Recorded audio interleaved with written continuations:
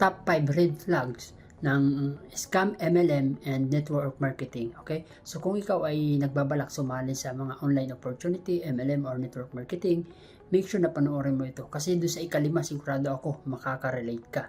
So para maiwasan ka ng ma-scam, panoorin mo ito hanggang dulo. Maraming nalulugi hindi dahil tamad sila. Yun lang is dahil mali yung opportunity or company na nasalihan nila. So ito yung top 5 red flags para ma-identify mo kung nasa scam company ka. Hi, my name is Rolando Rodel, kung hindi mo pa ako kilala. So madami na akong nasalihang ibang network marketing company and MLM. So nakita ko kung ano yung mga red flags na dapat na nyong iwasan at naiwasan ko din. Pero na biktima rin ako before, kaya share ko sa inyo. So ito yung mga scam na dapat nyong malaman. Number 1, walang actual products. Okay? So walang products na binebenta.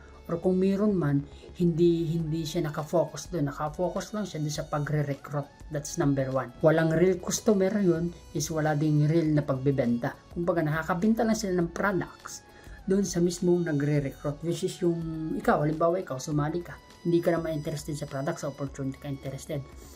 So doon ka nabintahan. So yung product hindi talaga ginagamit.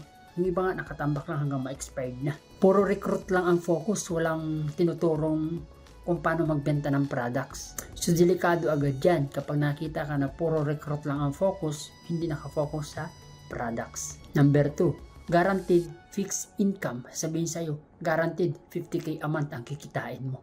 Walang paliwanag, basta kikita ka 50k a month. Again, business to, hindi to time deposit. Walang negosyo na 100% kikita ka. Lahat ng negosyo nag-fail. Walang business na skyrocket lang.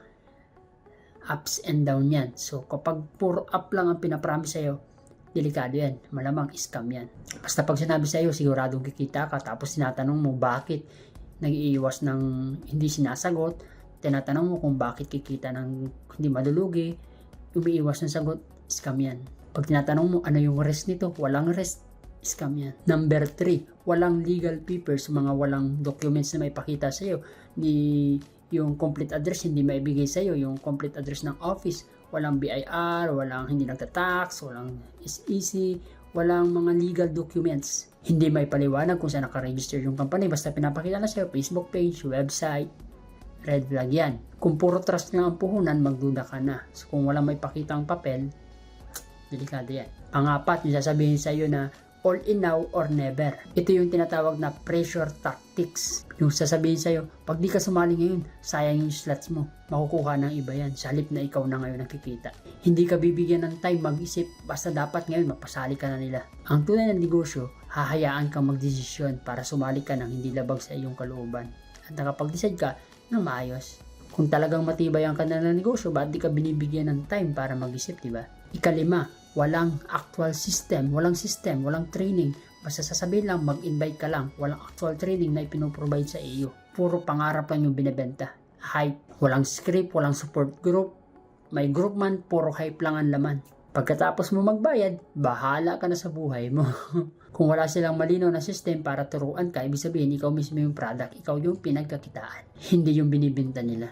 So, paano naman malaman kung legit ang isang company? Especially MLM. Una, may malinaw at useful na product. Okay, may product training, may products talaga na ibinebenta. At yung company mismo nagbibenta ng product, hindi lang yung mga distributor. Yung kinikita ng company, galing mismo sa product yung movement, hindi mismo sa recruitment lang, yung pure recruitment lang. Parang nalalabas kasi ng pyramid scheme na talaga yung pagpuro recruitment lang. May legal documents o mga legalities, okay, na ipapakita sa'yo. At malinaw talaga yung kanilang company na pwede kang pumunta sa office para i-check.